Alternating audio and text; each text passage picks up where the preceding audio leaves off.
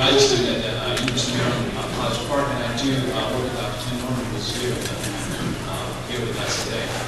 But at the same time, I study factor analysis, the measurements of how skill levels and multiple factors and emotions, especially with video games and emotions, and applying that towards in my teaching practice, how students can learn in a different ways and approaches that can directly apply to the industry. So that's how I look at emotions. And to me, it's really a question. When we talk about systems or mechanics, we have to start talking about the meaning that adheres in the systems or mechanics, the actions that we're taking as a player, right? Because very often in the example I use, there are so many games where we raise a gun and shoot another human being in the face and don't think about it, right? And we're just doing this thing.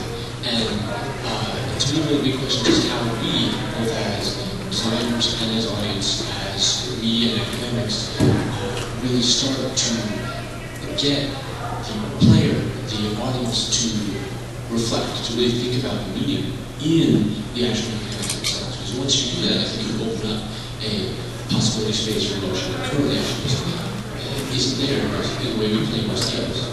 You know, I think the promising trend to go along with the idea of reflection about games is that game schools are starting to pop up everywhere in the country. Now, with the idea that game schools, the games are starting to be studied as a medium, and as people are starting to teach and have discussions like this about games, or writing things about games, all that gets filtered down into a broader consumer base as well. There are books, there are, you know, you can go on Gamma Sutra and find discussions and rants and blogs and all kinds of stuff about this. You can watch extra credits. You know, you can do all kinds of things that will enliven your experience of games. So,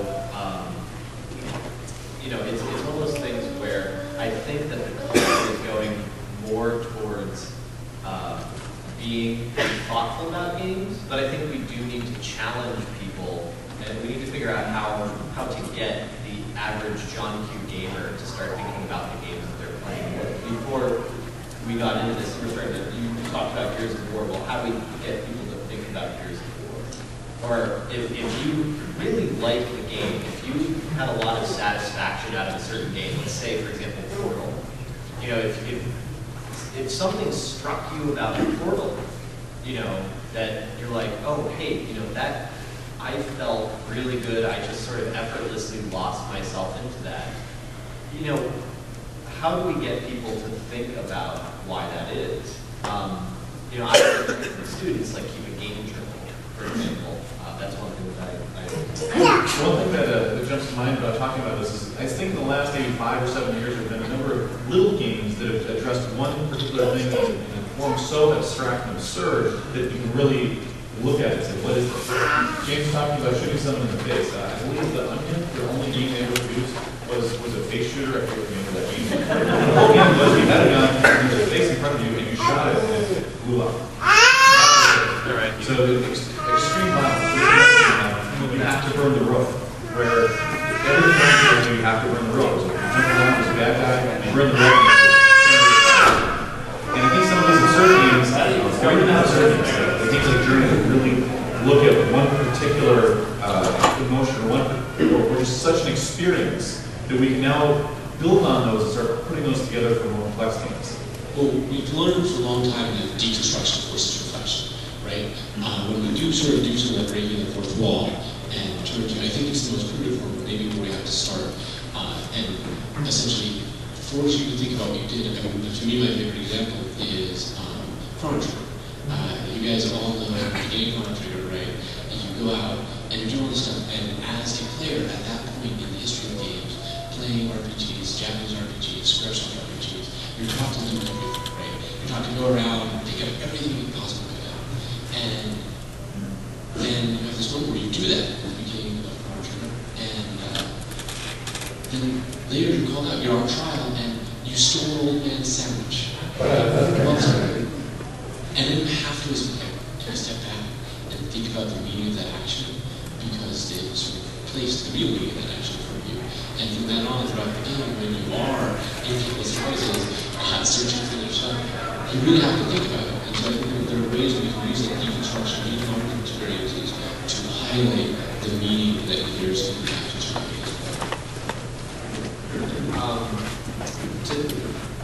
To kind of piggyback on both those ideas, you know, the little game and highlighting things to players. Another constant trend I see is the sort of the surge of indie games we've gotten and the surge of interest in indie games. Because indie games used to be this sort of the redhead stepchild of the game industry. It was kind of off and people were doing their own thing, but they weren't really good enough to work at EA or something like that. But now we're starting to see more interest. We're starting to see things like Indie Game the Movie, and if you haven't seen it, go see it. See it later today if you have the chance. It's amazing. It teaches you a lot about making games and emotional games. But you have these games that are smaller, and a lot of people say, oh, well, we might be headed for another industry crash, like the one that was seen in 1983, where E.T. destroyed Atari and was buried in a landfill and all these other horrible things. But what's happening, I don't really see it as a crash. I see it as more of a spreading out. So you're seeing less of these big set cinematic games. Like really think about Mass Effect. When we talk about small games, think about Mass Effect. It's everything. It's all the games, all the things. Trying to think and analyze Mass Effect, you could spend years doing that just because there's so much stuff in there. But then think about Brave, and then it has a lot of depth to it, but it does a few moments. Like one of my favorite moments from Brave is it has you play Donkey Kong, but it prevents you from playing Donkey Kong the way you've been playing Donkey Kong since forever. So you have to break the way you play Donkey Kong, and then reinvent the way you play Donkey Kong. And this is a very emotional thing because it makes you really think about the way the games have programmed you, but it also gives you that little push of like, oh, I just figured something out. I feel good about myself. So yeah, these ideas of games kind of making these isolated statements is something I think that we're going to see a lot more of as games get smaller.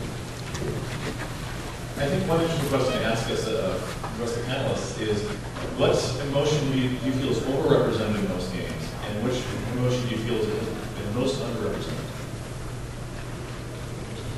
So most overrepresented, I mean, I don't know if you quite go with emotion on it, but dominance or power fantasy is to me the most overrepresented emotion in the game.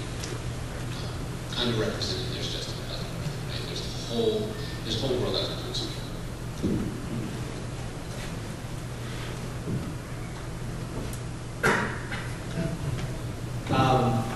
So I mentioned earlier that I like talking about fear in games, but it is very, very hugely overrepresented.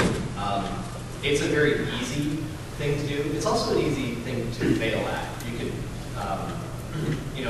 it's a challenge to learn how to make fear in games, but once you understand how it's done, I feel like there's a lot of scary games out there. There's a surge of indie horror games right now. They're all amazing, but there's, like you said, there's that power fantasy idea, there's the fear idea, which takes the other route. It's you're very vulnerable.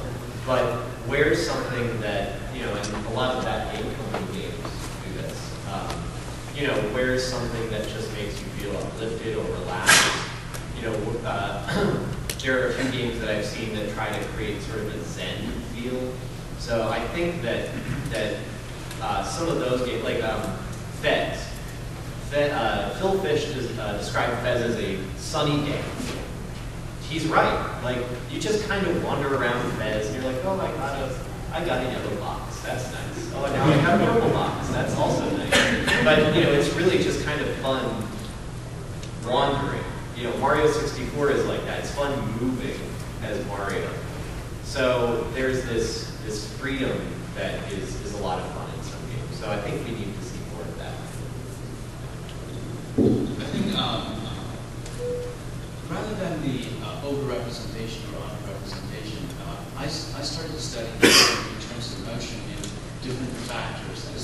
going back to traditional psychology. And we found that each game, regardless of genre and all different varieties of things, we come up with 8 factors, including anger, fear, bad, disgustness, joy, boredom, acceptance, and the immersiveness of the games. So I think these are the several kind of examples how, one of the examples I have is Final Fantasy is really low in anger and then high in fear and joy at the same time. And these are not to one person, but rather than a large number of peoples. So it's incredible, like Call of Duty, which has a very low in fear and boredom, but also high in disgustness and immersiveness. So I think these are the high representation or low representation, but it's rather personal, individualized. I think the idea that each person experiences emotional factor in a certain way, whether it's a character-driven, it's a narrative-driven, or it's motivation, or is it sometime sometime when I talk to people say, well, I play the game because I'm really upset today, and I want to feel good about something. Whether it is the game that triggers something, emotion factor, or the emotion gets triggered playing the game. I think these are the 2 questions that I'll start with. It's interesting with all these emotional explorations and these small games. They're so small and so tight that it's very easy to know them. And I wonder if perhaps in the future we have more games that really focus on uncertainty and tackling our own trepidation about the world as the creator has created the game. I think back to the original Mario, not the original Mario, but Super Mario Brothers. And one of the great things about that game was not that it borrowed the mechanic of joust, getting on top of the head of the photo, but it was the first game where it smoothly scrolled over, and you had no idea what was going to be next screen over as it was coming in. It was slowly there, and maybe you would have a little bit more confidence as you move further, and you go from World 1 to World 8, and there was that uncertainty and trepidation as you actually played the game. And in this modern world, there's so many things that we know that we are certain about, even if we haven't yet actually seen it. Fear is such a great emotion because it challenges us to tackle on uncertainty and the unknown head on. And I think as much as fear is perhaps over-tackled in modern games, whether AAA or indie, I think there's also a lot of space to explore there. So when you talk about the idea of uncertainty, if I, going back to the idea of architectural space and level design, Frank Lloyd Wright has a house called Hannah House. It's not one of his most famous buildings, but it's really interesting because most architects will make you can see it in this building.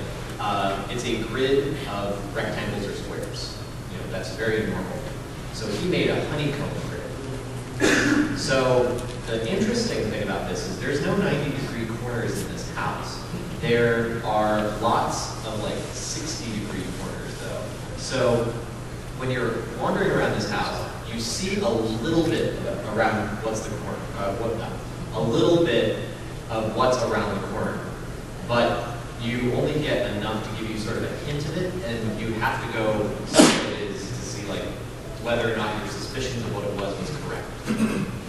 This is something that you can play with in games, in sort of the game world to build sort of that curiosity and uncertainty in players. Because the brain, what it does is if it sees half of a picture, or there are a lot of fonts that are half of the letter, the brain will fill in the rest. So, and if it's something that the human has to, verify for themselves what that other half is, 90% of the time they will. So, that's something that you can build a lot of that curiosity and uncertainty. The other thing that you can use for that is a lighting condition called shade. Now, this isn't like the shade of a tree. This is sort of that ethereal glowing effect that you get when you're in churches with lots of big stained glass windows. So if something's kind of fuzzy in the distance, that can really lead people into things. Same thing with if you have like a rhythm of vertical elements like columns, that'll get people to move, you know, towards something. So there's lots of little tricks that you can do, even in just the environments of games, to build sort of this curiosity. And especially with what's wonderful with games versus buildings is that where buildings, well, one, 90% of the time, there's no enemies shooting at you or trying to eat you. You know, and you should try to design something that's nice. In games, we can design something that's terrifying, and we can have monsters that try to eat you. So uncertainty then becomes risk. So, you know, you wander into this route in Zelda with lots of shade. Am I about to get something really cool, or am I about to get attacked by a giant monster? Let's find out. You know, that's kind of how uncertainty turns into game environments. I think there's a lot of other ways we can do it as well. For example, in Acron, that's my game. You can travel through time, but your opponents can too. So your opponent goes back in time, and they undermine and change something. And now you see on the timeline that something has changed in the past. You don't know what it is, so you need to go back and look. You see what they did. They started attacking you. What does that mean? Does that mean that you need a reason? Is my entire base going to be destroyed and undermined immediately? And that's sort of like there's some unsettledness. There's some something about the environment that isn't predictable, but it is. But you can't always reason about it. One of the classic scenes from one of the Silent Hill games is you're walking around all the mannequins, and the mannequin pieces are all over in one part of the room. You walk around the corner, you walk around back, and it's all together and it screams at you. Or it reminds me a lot of like the movie Mulholland Drive, where there's something unsettling about it. You don't know what it is. There's one other game that I wish I remember the name of it. It's the one with non-Euclidean geometry, maybe the Unreal Engine, where you walk around a door, you go through it, it leads you in one direction. But if you come back out and walk around the other way, or a couple of times, it leads you to a different location.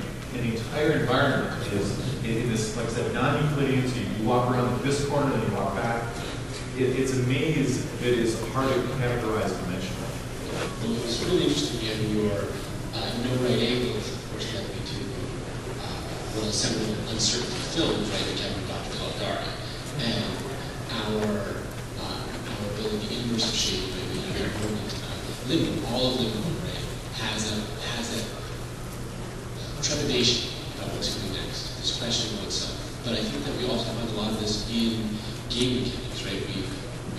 It just all depends on how it we emphasize it. Even in something as routine as your first-person shooter, when you see a group of pillars and possible response teleport, you always have that moment where you wonder, is there something behind it, right? So we have a great advantage in simply making an interactive environment to encourage emotions like uncertainty, these sort of things. And I think it's kind of interesting that you bring up I see a lot of pillars and turning points. Somebody about to fight something or something about to happen. That's another aspect of building that communication. Because really, when you make games, you are communicating through this game to your player. You're trying to say something to them, and you know that's what making a game is. It's trying to communicate through this piece of software or a board game.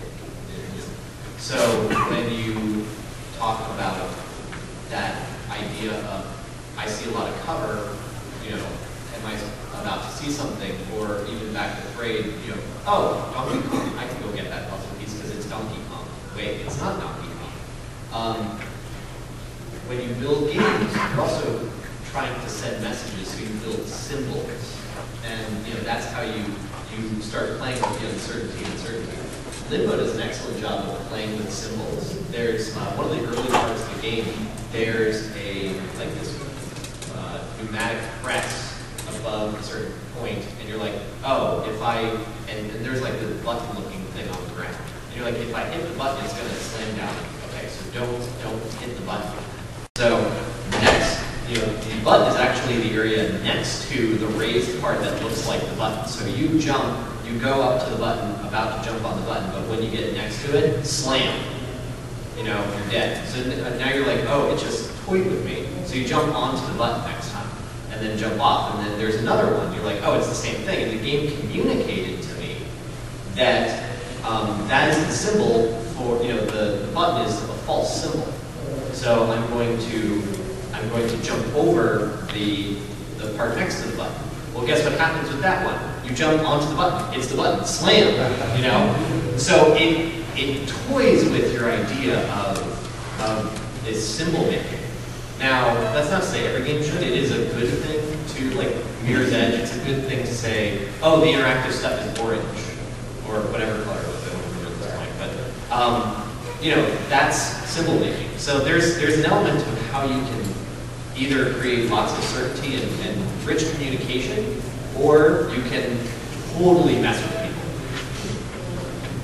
I'm really interested in what games have you guys been playing recently that you feel are strong examples of games that deliver something other than just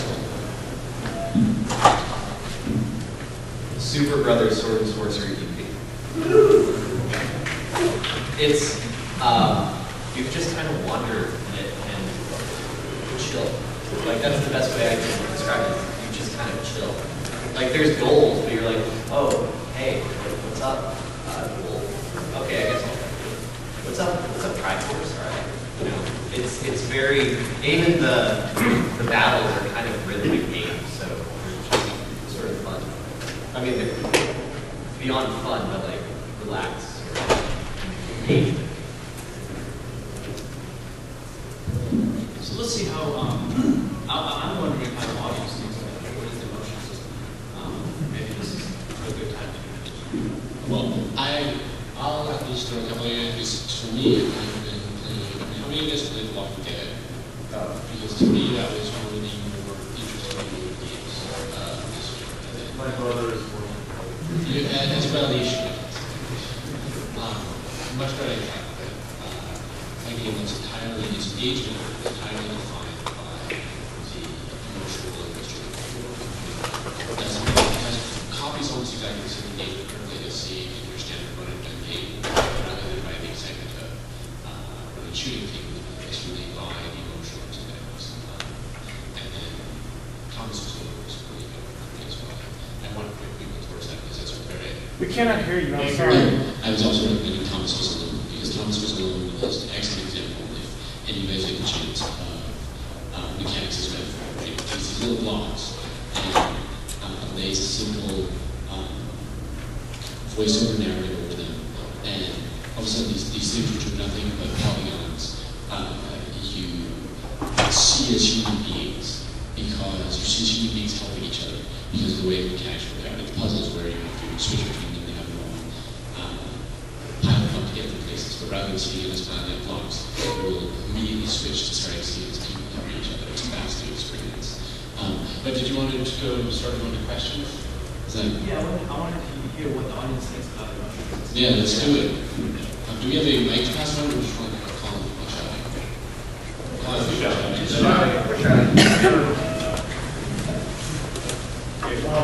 So I'm going to be cool and throw a question back at you. If you think of games as a form of interactive storytelling, we've been talking a lot about how interaction with especially the environment can evoke emotion. But do you think that interactivity can sometimes inhibit emotional connection? What kind of emotions that tend to be evoked in movies as a non-interactive form of storytelling are quite different from what I usually see evoked in games? So I'm interested to hear how you think of interactivity affecting that emotional range. So if I want to jump in on that one because to me, we just have to talk about it something differently, right? We have the first art form in the history of humanity that's an interactive mass media. It's the first art form where the audience is merely audio, a participant, right? And so this means that in a film, you have an author, you have a director telling you their opinion, and you perhaps filter it, but that's all you do. In games, we have the opportunity to lay out a space of possibility, and for you to explore it yourself, for you to explore your own emotions, right? Your own state. And so, will emotions in games ever be delivered like film? I think when we talk about games as a narrative delivery system, we have to think about it fundamentally differently. We can't think of it as the directed narrative that you see in a film. You have to think about it as a personal narrative created by the player. Right? As a designer, I'm merely a shepherd. I outline the boundaries of this experience and let you create that emotional state for yourself within those boundaries. And take a book, for example. Anyone here ever read a book and feel jealous or envious about while reading the book? Not about something you've reflected in your life that reminds you, but jealous or envious of some character in the book. Now, the thing with games is that you can sort of get that same emotion for within a single-player game. But now you're playing socially. That's an actual other person. That's your friend. Or that's your, somebody you don't like very much that you're playing with. So you really pull those emotions that much further. And so I think there's a difference in, likely a difference in strength of emotion between social games and single-player games, and also very casual games. Because now we have the rise of freemium, which I call this the doing the same thing to getting what reality TV did to TV. But we got everything so stylized and so social that I think that'll shift the types of emotions shown in games quite considerably. And just real quick, I think, Solomon Zimmerman had this idea of the metagame where it depends on what you bring into the game. Well, one thing I think that players need to ask themselves is, what am I going to bring to a game? Am I going to be into the experience where I respect what is trying to be said to me and then I'm going to interact with that system? Or am I going to teabag everybody? Like there's something there in just negative player personality. So there will always be that is inhibited if you're trying to create some beautiful first-person game and somebody goes around teabagging things. Or if you give somebody the ability to put things on walls and they just start drawing, phallic shapes or something like that. So there is always bad players, but that's the freedom we get. So in terms of inhibiting the experience, it's like the video of Soldier Boy playing Brave. Clearly didn't get it, but there's always going to be that. But see, I gotta go with, it's rough for me to say that his experience of Brave is not valid, right? As a player, I believe that, I don't believe in authorial intent in video games. I believe that while there may also be a lot of other things to get out of it, he had equally valid experience, whatever experience I had. Yeah, and that's true. I mean, you can still have fun with those things. Those are a great point. The way I look at it, the games, we play a game in two different dynamic forms and factors. I think one, we like what Chris mentioned earlier, an example of the book. When you go into the book, you start to get envies or all kind of things with the character or the situation or the scenario.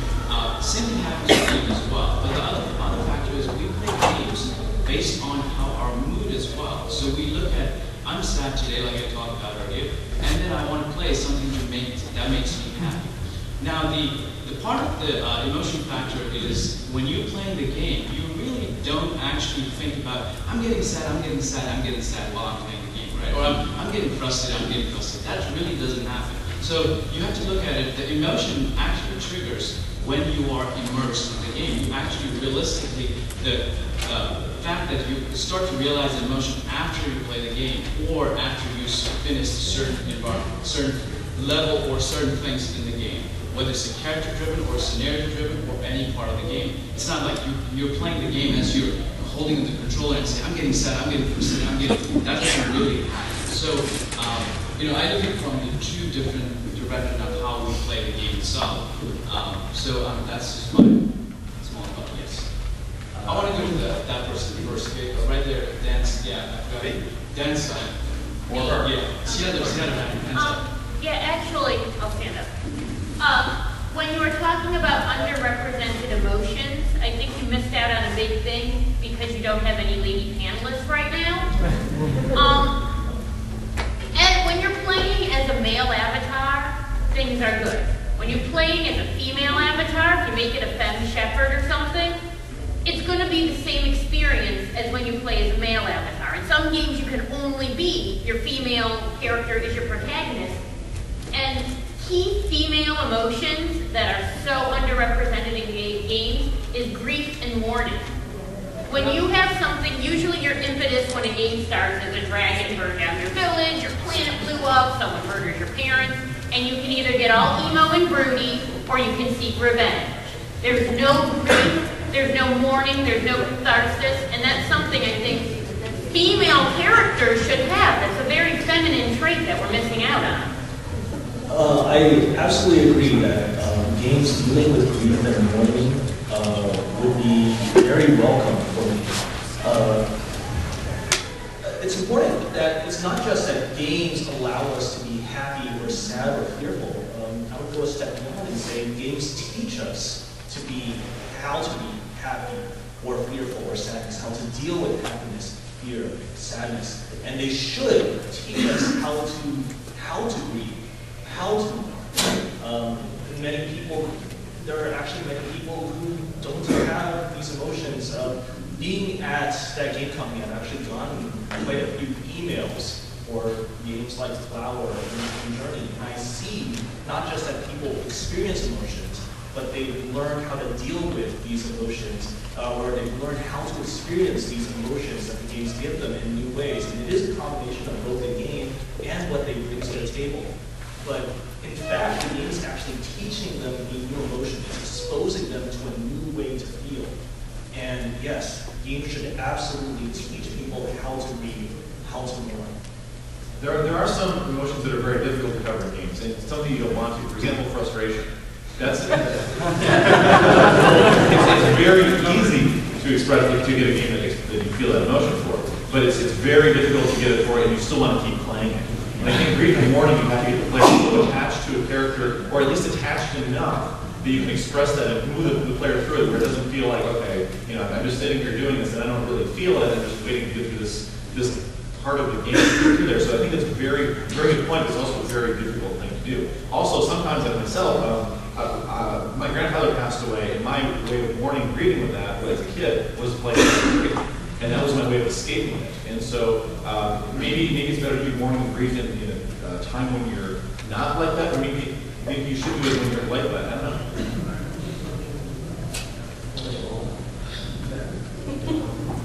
So I have to take umbrage with the idea that any emotion is gender specific. I cannot agree that those are female emotions, and something that deeply disturbs me. I do actually see a fair amount of grief and mourning loss in games, and actually it's been some of the most cathartic experience because it lets me live through that experience in a way that no film and no book ever will, right? And we talk a lot about loneliness on the show, right? And to me it was, or Today I Die, right? That was a very cathartic experience for me. I don't know if you guys have played The Majesty Colors, right? But just looking at that, there's so many games about that yearning for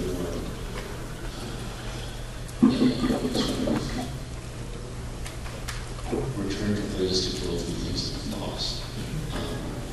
I agree, they're very important emotions. In fact, I don't think there's any part of our emotional spectrum which isn't very important for us to explore within the context of games. But I don't think, and I think that it's very important that we have more gender-balanced characters. I've been on record multiple times saying this, because I think that there's a whole set of human interactions which do not explore through only creating male avatars, especially male avatars which are not even representative of true male characters. Right? We're very bad at even making male characters. Right? But this idea that anybody's emotions is important for a specific gender is not something that I can really accept. That said, though, these are very important parts of our lives, stuff that we all have to deal with, and stuff that some ways it's the hardest for us to deal with as a nation. We've seen repeatedly over the last few years that as a society, we're going to deal with these. This is a space that games is different to be and have a unique leg up. So yes, I'm not going to have that agree. Yeah.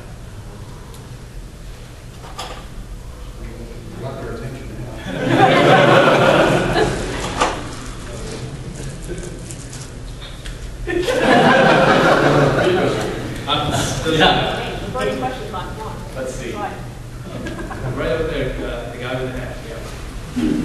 I think part of the reason, or part of the challenge in getting games to be emotional is to make you more care about the characters and empathize with them. And it's not like in a movie where you see, someone dies and you see the other characters getting sad so much as it's got to be a thing where, like I'm going to go cliche here, but when Aerith dies, it's a character that you've been interacting with using, and has been almost been talking to you as the player for the last 10, 20 hours. And it comes as a shock because she's not just some actress that's gone. It's in some parts a useful asset, but also a character who's been developed directly to you. I think that's also speaking of grief and mourning. There's a good scene after she dies where all the characters who are present, it's like completely silent, and you see them all grieving for her. I think that's another thing that actually, speaking of Mass Effect, does in the downtime between the missions. You can talk to them and learn more about them as a character, so that you learn what their motivations are, what their families are, and they're not just the Krogan who has a bonus to shotguns. He's a character. You know his name. He knows you. And I think one of the best games, also to go to the probably cliche, but Eco is a great game that it's an all escort mission, which is all usually the most frustrating. Speaking of frustration, most frustrating type of gameplay, but in a way, even though you can't understand what the girl is saying throughout the game, you still come to care about her. And by the end of the game, she's not just something that you have to carry around to get through doors. It's another character that you care about, and you want to see them come out okay. And I think the interaction is key there, in that you have the characters, even if they're talking to Shepard or Link or Mario, in a way they're very much talking to you and relating to you. So the statement being sort of getting into characters as sort of channels or lightning rods for emotion in games.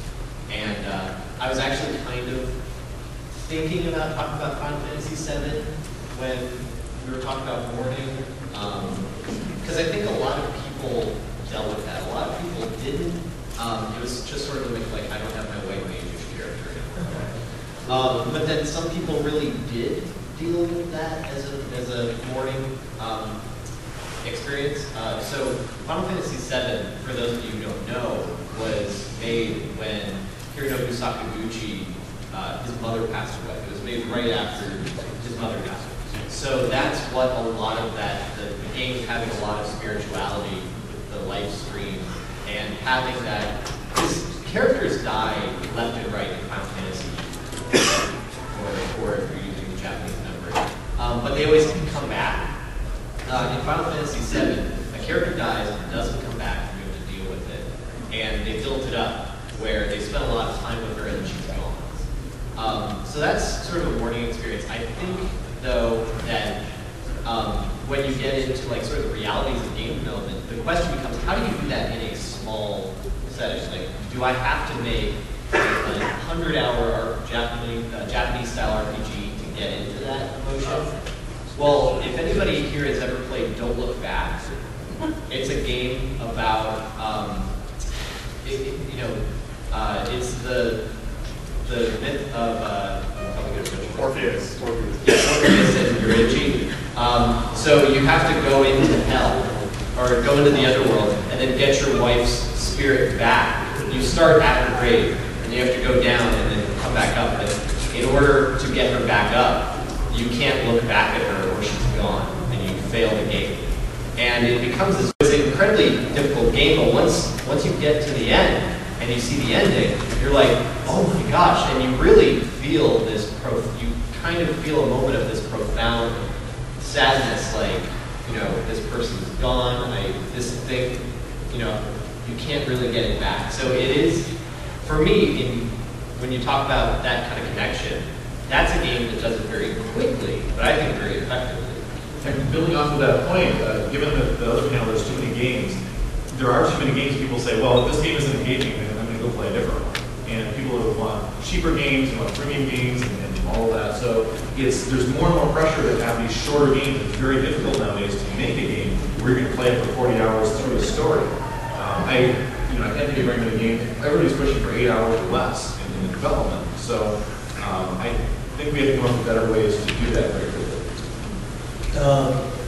You mentioned all these Japanese games, and looking back to what James was saying about how it seems like as a nation, we're not really good at dealing with sadness. On the other side of the ocean, I would say that sadness is sort of a Japanese emotion. It's sort of their national emotion.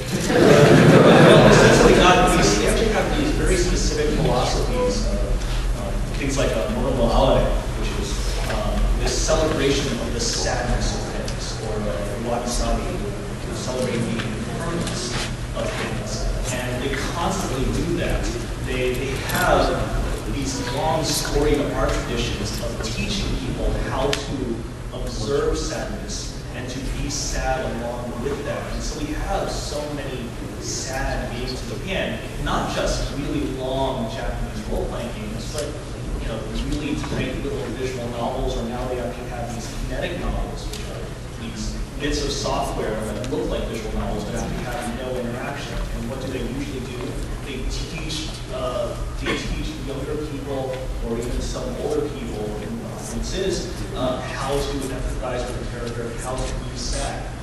And we don't really see that much over here on this side of the Pacific. And this is good. So really briefly, my wife has a master's degree in Arabic, and she studied in Jordan for a while and in Italy for a while.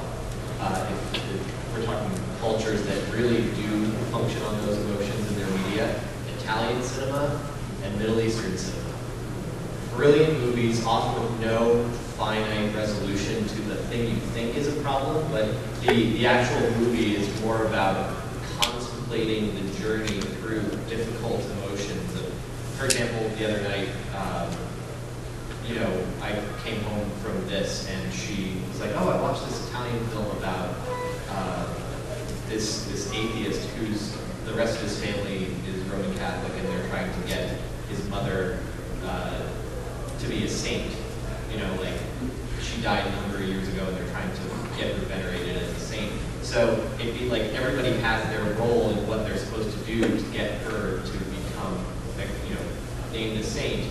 And then it becomes this whole question of what is your responsibility to your family or to your beliefs and all this other stuff. So then she was like, it didn't resolve itself. There was no ending, but you just kind of contemplate. So yeah, that kind of experience, where if there's not an ending, maybe that is something that you could think about when you explore those emotions. Well, this question of how we do it in a shorter experience, I think, is again simply a question of departing from our traditional view of narrative, right?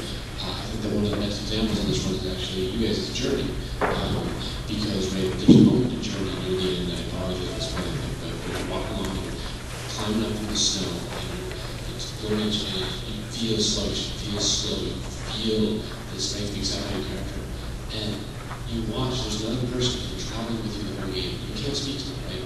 All you do is have a single bit. They've been helping you. They've been on this journey with you. It's parenting mechanics, right? There's no dialogue between the interrogate. And then you watch them fall, right? You watch them fall on their knees and fall down in the snow. And that moment is an incredibly heavy moment. Through the connection made, through the actual mechanics themselves, rather than what we consider traditional narrative, right? Rather than through the written word. And while the written word is very important for you games, we have to look beyond it if we deliver these sort of things in the experience of the event we're doing that.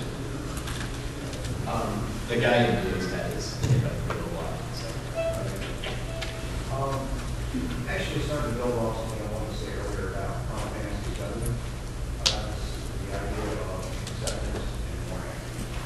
When Eris died, she's treated kind of like a big sister. This is someone who you don't believe, kind of like a role model. She's a little serious. She's very optimistic. It's like a very dark path. Now, when I saw death, I was very upset. It was the first time in my life that I've ever experienced